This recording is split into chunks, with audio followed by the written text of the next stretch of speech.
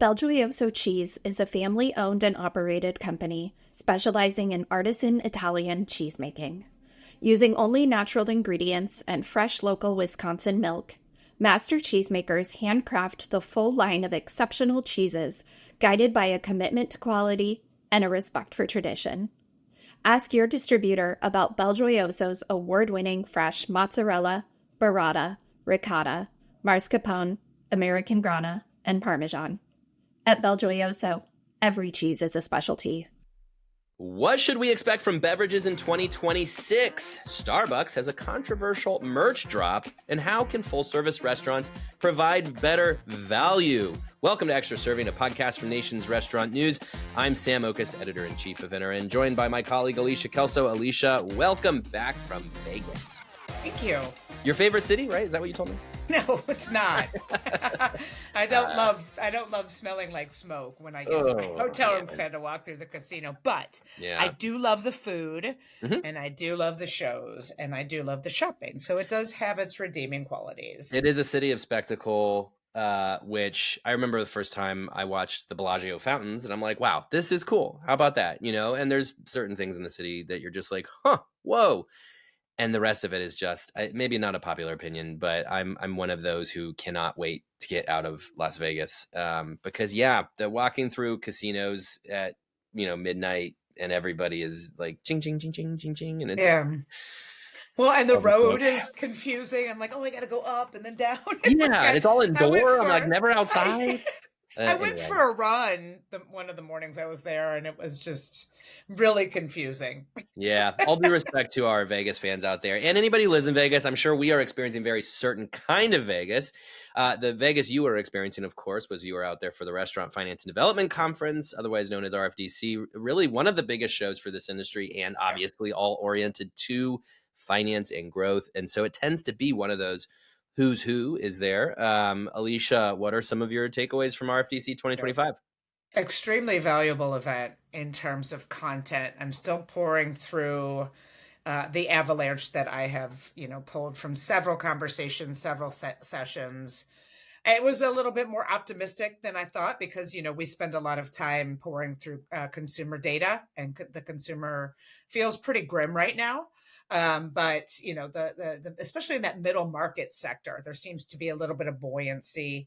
There's a lot of optimism that 2026, which is it's less than 2 months away, will indeed be better than 2025, which was worse than anyone really predicted. And by better, that pretty much just means stable. And so, there's a lot of discussion around controlling costs. The redefinition of value that we have talked about at length, for investors, really homing in on who is offering the best value in this environment and driving traffic and driving frequency. I think what kind of excited me in my, dozen or so conversations is there was a recurring theme back to four-wall profitability.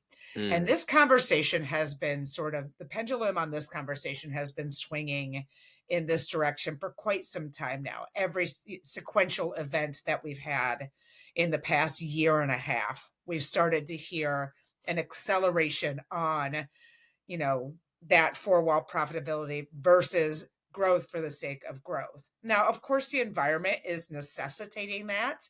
It's not easy to grow right now. Input costs are high. Construction costs are high. Everything's high. Tariffs have created a massive uncertainty within the market. But I think the big crux of this conversation is that the P&L, as we've again talked about, is wildly different than it was. And the genie's out of the bottle on a lot of these input costs and not going back in. And so how are restaurants adapting their labor models, for example, and their business or operational model overall, just to work through the middle of the P&L and adjust to this new normal. And that is a little bit of a, pushing of the brakes on aggressive, unit growth and more focus on the four-wall profitability. And again, that is a refreshing conversation because it is a really challenging environment for operators, and especially because of the uncertain consumer. And so if your average unit volumes haven't budged in years, this is where you need to be focused. And, margins obviously are pressured because we're in a value environment. And so again, this is exciting to me. Yeah. One of the surprising conversations that I had was that franchisor, and it kind of goes along with this, Sam, is franchisors are starting to prioritize knowing their franchisees' balance sheets a little bit. This, I guess, is not a huge thing in the past, and it's becoming more critical. And I think that's because brand reputation is at risk. I heard this at least twice from two different people autonomously, that franchisors are starting to pay more attention and actually mandate in many cases. I'm sure the really strong franchisors have always done this, but there are some franchisors that just don't know their franchisees. They have a deep look into their franchisees' balance sheets. And I'm tired of covering mass closures, so I like this conversation as well. Totally. Yeah. I was smiling when you were talking about, them looking ahead at 2026 and expecting it to be better, because I attended RFDC in 2024. That was the conversation about 2025. And it feels like we've been having this conversation really since 2021, which is, it's going to get better. It's going to get better. And it just kind of doesn't get better. And so for anybody to make any kind of assumptions about how things will be is a little silly, because it's just everything's acting so just unprecedented right now. There's no model for where the economy is. And I've been reading more and more lately about how, they're really starting to expect the bottom to drop out on the stock market, which is going to be real scary when that happens. But we hold on and we hope for the best. But I like what you're saying here, Alicia, because I think, when I was there a year ago, there was a lot more of this notion of, actual expansion, that it was not four-wall growth. It was, hey, because just for clarity, RFDC, you get a lot of, you have your banks, your PE groups, you have a lot of people who are controlling purse strings and are looking to place some bets in the restaurant industry.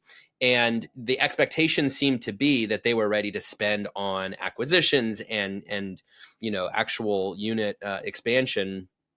And that tends to be, I think when you have that conversation, I think it's a little bit more overly optimistic, certainly in this climate, to expect, we're going to just grow X number of restaurants and it's going to be great, because that is always harder than it sounds. It's hard to build new restaurants, no matter the economy, but in an economy like this today, especially, it's really, really hard for that kind of growth. So it feels a lot more realistic for them to turn inward and say, hey, let's instead focus on the four-wall profitability, to your point, and those unit economics. And, when you look at restaurants like a Wendy's that are announcing, hey, we're going to close a couple hundred restaurants, this is part of that conversation, which is to say, hey, maybe let's, as we talked about last week, Alicia, let's optimize our system. Let's cut back on the number of footprints and focus instead on how much each of these locations can make. And especially for those big chains. I mean, here in Columbus, of course, we have Wendy's everywhere. And so you have to imagine, if you close a couple of them, the other Wendy's will benefit by getting that business that has to, move elsewhere. The big chains, that's the kind of problem they're facing. And again, too, you think about a company like a Wendy's, McDonald's, they are, vastly franchised. It's also just the responsible thing to do, to take care of your franchisee and ensure that they are going to be profitable, and to ensure that they're going to enjoy that growth within their franchise, not just watch as they get more peers out there expanding the brand and taking it to new corners of the country or the world. So that does bring me hope, because I think that is more realistic to say, hey, let's just take care of the business inside the four walls, how things are going. And look, we touched on this last week, and I won't kick a dead horse here, but like the Chili's model has got to be on everybody's mind. Everybody's got to be thinking about Chili's right now, because this is essentially what they did. They said, Kevin Hochman comes in and says, hey, let's improve our unit economics. Let's improve the operations, the service, the labor, and marketing, and then that will lead us to more growth. And sure enough, that's what's happening. What did you talk about Chili's like 85,000 times while you were in Vegas? A million Yeah. times. It's great to be at the, in the industry in this time, because we have such a clear case study, and it reiterates what Technomics Director of Insights Robert Burns said at Create last month. The companies that have thrived since the pandemic are the ones that invested in their business. In their labor model, in their operational efficiency, even in their menu innovation, instead of cutting to the bone when things are tough, as they are now, the ones that invested in their business, as Chili's did, if you can be patient for that 3-year turnaround to kick in, and to that point, the focus on new unit returns is a bigger deal now, because the conversation around that has changed. We used to see 1 to 3 year paybacks. Now it's like 4 or 5, even 6 years. So, investors are more focused on whether or not a concept should be growing, or if they need to be more prudent on focusing on those 4-wall economics. It's a fascinating shift. Totally. And I mean, look, all of it is going to come down to, for you as a restaurateur, what it is you're hoping to achieve. Because Alicia, we talk to so many people who brag about, I'm going to open 100 locations, 500 locations, 1,000 locations. And, whatever, power to the people who have that mentality. But that tends to be more of a, I want to be big and powerful. That tends to be when I'm prioritizing is that everybody knows my name, versus I'm going to open these as I can open these, but I'm going to ensure that my team is taken care of, and that we're profitable, and that, X, Y, and Z. And so it really does come back to that conversation. But look, just before we are recording this, I was at a local radio station doing an interview. They wanted me to come in to talk about all the restaurants that are closing. When the regular American looks around them and sees lots of restaurants closing, all they know is, oh, they're closing, they must not be doing well. So they don't understand unit economics. They don't understand optimizing systems and things like that, which I got into on the interview, and I'm sure we'll all be cut because it's too wonky. But, this stuff is important to long-term success, to really, kind of take care of the house, versus, what resonates with customers, what resonates with attention is, look at how many of these we built. But there's example after example after example that just doesn't work in the long run. Yep. All right, so let's talk about beverages. I don't think we talked about beverages recently. I haven't heard anything about beverages this year. Did you know that that's kind of like a thing now? This should be a nice. We can maybe talk about chicken too. Well, that would be crazy. Why would we talk about chicken? Oh, Alicia, it never goes away. Okay, but this is your fault. I'm just going to blame you, because you did write this story about what's going to happen to beverages in 2026. So, Alicia, what's going to happen to beverages in 2026? Well, Sam, last week on the podcast, as you know, I was a little frenzied because I had just come off what was about like 20 earnings calls. Yeah. This week, I'm a little less frenzied, but I have the opportunity to sort of take stock of what the hell just happened, and go through these and really understand the through line, thematic through lines. And I'll be doing this for the next week or two, and it's really exciting. It's probably my favorite part of the job. One of the major through lines was, of course, beverages. That's a no brainer here. We've been talking about it. Everybody's adding in, focused on it, investing in the beverage platform. What was shocking to me is we've been talking about beverages this year, but we're going to push the gas even more next year. We're going to be talking about this basically for the foreseeable future, you and I, Sam. So get used to it. And, I think that is evident in the fact that McDonald's right now is undergoing a 500 restaurant test for a lot of its Cosmics drink. We can expect that to roll out in a broader test, even potentially nationwide next year. Taco Bell is aiming for 30 Live Más cafes by the end of this year. We can expect that to be much broader by the end of next year. They want it to be system wide.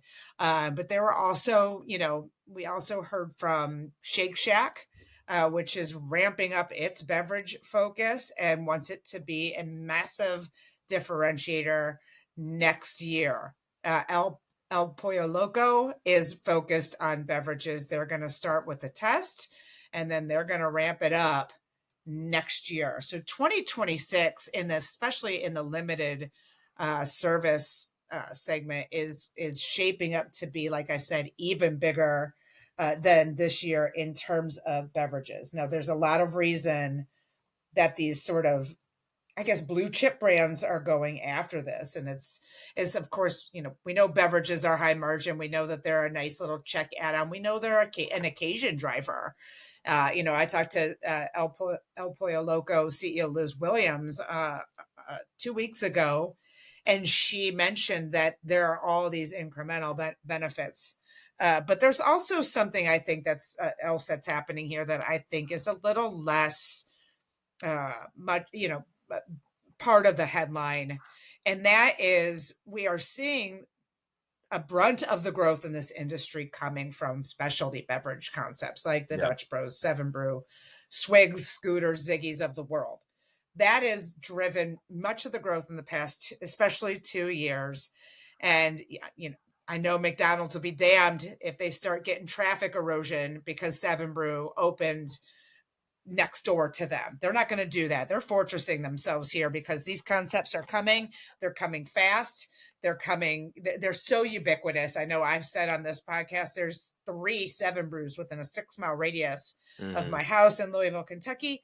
And, I go there. And so if I could consider Taco Bell or McDonald's instead, that is going to nickel and dime a competitive advantage for I think it's a defensive play. I really do.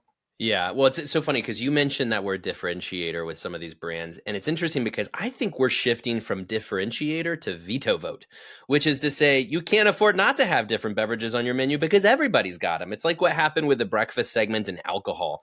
Alcohol didn't used to be on all the breakfast menus, but then a couple of those brands added cocktails and suddenly they all had to have them because that one person in your party wants to have a mimosa with their breakfast. Well, now you've got to have some alcohol. And it seems like that's what's going on with beverages now.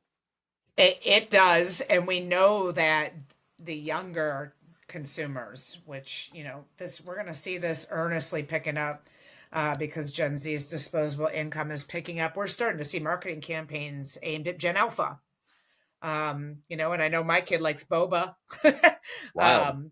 Pizza Hut had a 6-7 campaign that came out this week, by the way. So my kid's talking about Pizza Hut, though, but we have to be focused on, it's like that conversation we have, Sam, where skating where the puck is going. Mm-hmm. And they are going to spend $7 or $8 on a specialty drink before considering a $7 or $8, value meal. It just means that more. Dutch Bros is a perfect example of this happening. They had a stellar quarter, again, driven again by Gen Z. And there's no way, like I said, McDonald's and Taco Bell, and even Wendy's is putting a lot of effort into beverages. There's no way they're not going to be part of this consideration set as those consumers continue to gain, spending clout, and as they continue to use the restaurant industry at a higher frequency than their older consumers. It'll be fascinating to see where this goes because, you're going to hit a point where it's like, okay, so we've got dirty soda, we've got boba, we've got coffee, energy drinks, we've got sparkle water. Okay, so here are all the platforms where they're all playing in right now. Well, how much differentiation is possible within each of those platforms? I don't know the answer to that. We're about to find out. They're all going to be chasing, new flavor innovation. I imagine we're going to start to see new platforms come out too. And by the way, if you track this against what's happened in food, that will probably go increasingly global because you're probably going to start to see, everybody's going to start looking around the world for beverages popular in other countries that could be popular here. I'm here for it, by the way, because that's exciting. We've talked about it here, but Alicia, I'm limiting my alcohol consumption now. I'm confining it to weekends and work trips. And, that means that I have really started to explore a lot more non-alcoholic beverage.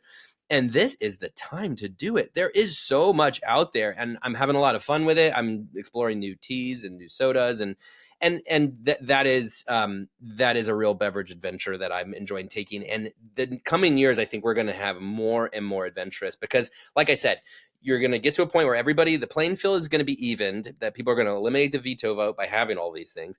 Then the next phase is going to be, okay, how do we take this up a notch and ensure that they come for our dirty soda, our boba, our coffee, whatever. So a win for everybody, but then you follow that trend out further and further, and then it's going to be everybody's beveraged out, and we just want a water or something. Potentially. I mean, it is interesting to see how this is. There's got to be at least a ceiling here. I don't think it's anytime soon, though. No. Especially as the big players get involved. But what kind of conversation you and I are going to be having 5 years from now about this is.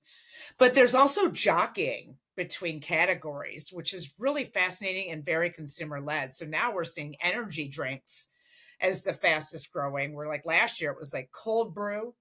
And so, there's a very critical need to pivot on this innovation too, because those are two very different platforms. Yeah. And so that's what McDonald's is doing with this test, is trying to figure out the operational feasibility of this, because that can be a massive challenge for those legacy brands that have far more throughput than beverages. Dutch Bros is going to have an advantage here because they just do beverages. Well, and soon breakfast, but you know what I mean? Yep. Well, and that's where the conversation you and I will be having in a couple of years will go, which is, it's more going to be around, did the specialty beverage players, were they able to create enough of an advantage operationally to protect that business without adding a bunch of food, versus did the food brands, were they able to successfully leverage their scale and visibility and add beverage? That's where it's going to come down to, is who's leading in beverage. Is it the specialty beverage players, or is it the other guys that have been around forever that just figured out how to do it better? So I think that's what we're going to have to watch. Okay, speaking of beverage, Starbucks has been in the news again. It's always some sort of Starbucks headline here or there, but we got to talk about it because it is fascinating to watch. They can't help themselves. Two things this week. And the first is let's start with, I guess, the less fun thing for Starbucks, which is that their unionized employees are striking. Now, to put into context, about 550 of Starbucks' 17,000 U.S. locations are unionized. So a small portion, and I believe it was only 65 locations that had their baristas strike initially, although there's some indication that more might do so. But it's really mostly noteworthy for a couple of reasons. First is it was Red Cup Day, which is a big day for Starbucks.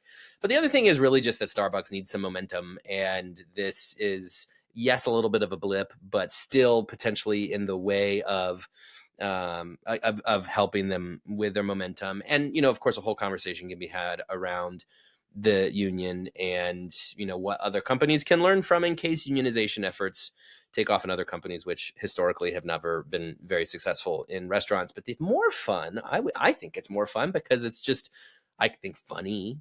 It's a headline from Starbucks is that they dropped this Bearista cup as new merchandise, and it sold out, which you would think was a win for Starbucks, but ended up being not a win because it sold out and everybody was angry because there was a lot of complaining that maybe they didn't have enough baristas ready to be sold. I don't know. This seems to me like one of those good problems to have, but Starbucks just kind of has a giant target on its back. Oh, Alicia, what do you make of Starbucks Week? I don't know what to make of Starbucks Week. I don't know what to make of Starbucks at all. I will say breaking news as we record this, though. Starbucks did come out with a blog today noting that their Red Cup launch was the biggest sales day ever in North America. There you go. Well, that says something. The holiday launch, which was the Bearista. There were fights, though. Come on, there was like a fight. But my niece, who's 25 and lives in Cleveland, she has texted me and she's like, "Can you get your hands on one of those baristas?" What do you know? It's like, so they're in the headlines, and not all news is news, and so I think people wanted to see what this was about. Starbucks also said they had their strongest Red Cup Day in company history. So 2 records back to back on the holiday launch and the Red Cup Day. So this this union distraction, which, by the way, Starbucks and their union started their bargaining process in April 2024. That's how long this process has stalled. Yeah. To your point, it is likely a blip on the radar, but the union workers have said that they're willing to do the longest and largest strike in company history. So I think to me, Starbucks has made plenty of momentum. We saw that with their results. Last who knows when that call was. Last week, I think. In the past couple weeks. 2 weeks? How's I don't know. that? What is time?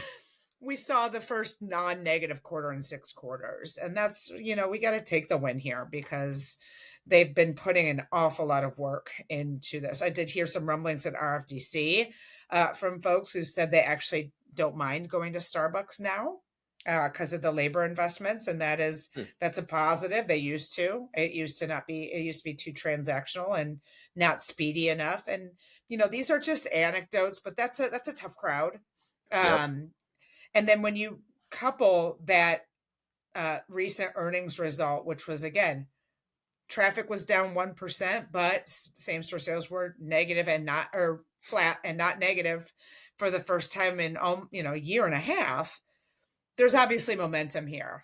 So now we have the momentum of that quarter, and now we have 2 back-to-back promotions that are record sales days for the company. So it'll be interesting in January or February when they report next time. I anticipate a positive on that.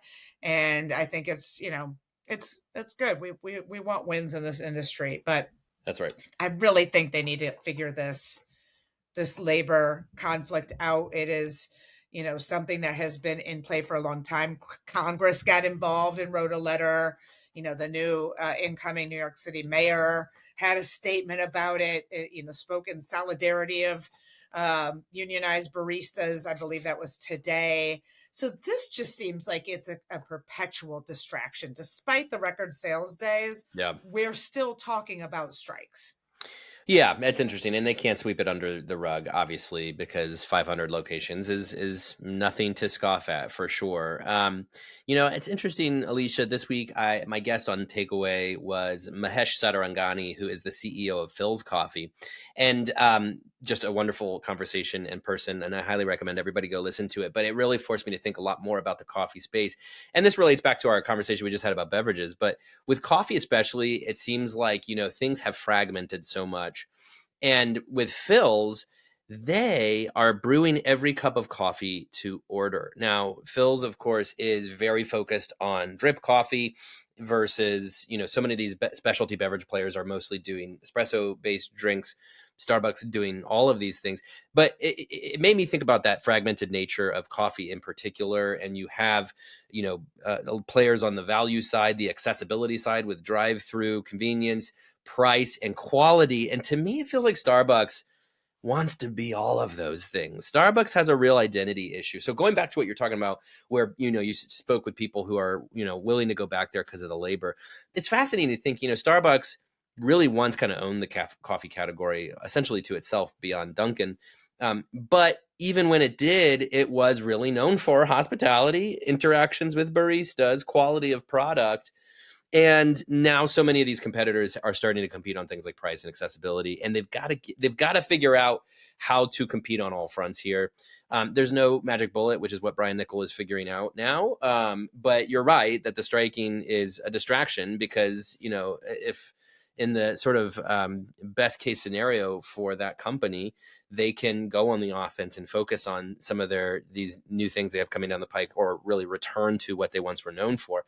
But they've got all this stuff that they got to worry about and take care of and kind of stamp out. So fascinating to watch. But at the end of the day, when you have 17,000 locations in one country, you are going to have some of those kinds of headaches. Alicia, we got a really quick talk about full service value. You are in the process of writing, and should have out by the time we roll this episode out, a look at full service value propositions. I know one of those other through lines you're seeing kind of in this quarter report. How are full service companies offering value in this day where value seems to be so critical to success? Yeah, the impetus behind this story is really the conversations, Sam, that you and I have had for several quarters now, probably beginning in, I would say, in the spring or end of the spring, about how the concept of value is wildly different than when you and I started in the Great Recession, and how it used to be defined by price point. And when the consumer environment softens, as it has done this year, um, it used to be the gravitation toward fast food and pizza. And we can look at the results of fast food and pizza and see that's just not the case. But casual dining has been an outlier for the most part this Mhm. year, outperforming the rest of the industry. And in all the conversations I've had, I know in all the conversations you've had, and in all of the commentary on all of these calls, that is because consumers don't have, or they still have the same spending amount, but they're spending a lot more at home. So when they go out, they want it to be worth it. Yep. And casual dining is seizing that moment. And I'm going to go ahead and just call it the Chili's effect. Yeah. Because you talked about kicking the dead horse earlier. This chain really set the tone for this shift by investing heavily in experience, operational improvements, um, repairs and maintenance. So the tables, for example, weren't wobbly, and then offering abundant offerings like it's triple dipper and it's 10.99 3 for me. We saw the results last year with Chili's. We see them continue, and we know this industry is very much a copycat industry, but who can copycat that? It's casual dining peers. And so Yeah. Applebee's has had 2 consecutive quarters of positive traffic and same store sales growth, and they shifted their value strategy a couple quarters ago to focus on that holistic experience and the full meal versus 50-cent boneless wings, for example. Casual dining can do that. They also have a pretty abundant appetizer offering, which gets people in. And then we see Outback kind of following, this where they're investing in the quality of their steaks and offering different price points. So there's entry price point all the way up to premium price point. We are seeing full service concepts like Texas Roadhouse, like First Watch, putting those investment dollars. Fogo de Show does this, putting those investment dollars into underpricing general inflation. Right. That is value. And full service can do that in a way that quick service simply cannot do. And so this, I think, is why we're seeing an uptick in casual dining. I know Gen Z, Technomic has reported that Gen Z's visits to casual dining has increased. We see abundance being a big part of the deal. Texas Roadhouse, I can't remember the last time they had a negative quarter of traffic or same store sales. And I know they invest a ton behind portion sizes. You get an entree with 2 sides and rolls, Mm-hmm. And so we're like I said, we're seeing consumers rein in their spending unless it's worth it. They're being more selective. And so going out has to be worth it. And that means non-transactional. That means service. That means, experience, things that full service really has an advantage of in this environment that consumers are now looking for that they weren't looking for when they wanted value just 10, 15 years ago. So I think it's a fascinating, behavior shift, and I'm kind of here for it. Same. I think it's kind of fun. We are human, and we also like to be taken care of. Yeah, it's perception of value. It is not value purely as price point. Some of that is price point, of course. What we saw Chili's do. This is the part where I start coughing crazy. Holy cow! You okay? Just if I die here, call somebody. Aw. We've seen some of that price with Chili's, right? Oh, weird. This is like going to be one of those things where I'm just going to keep talking and it's not going to let me. So You let's need end some it. water. You need some water at your. I'm trying to talk. Like, get some water. Why don't you know what to do at this Oh, I got to point? go upstairs for water. Let me just wrap it up. You put it all so Okay. succinctly, so I'll just wrap it up. Okay. Oh, okay. And you've got to call in a minute. All right, Alicia, good thoughts, of course, as always. We do have an interview now that we're going to roll into. That is Jon Baer of North Italia, speaking with our very own Bret Thorn. Alicia, as always, thank you.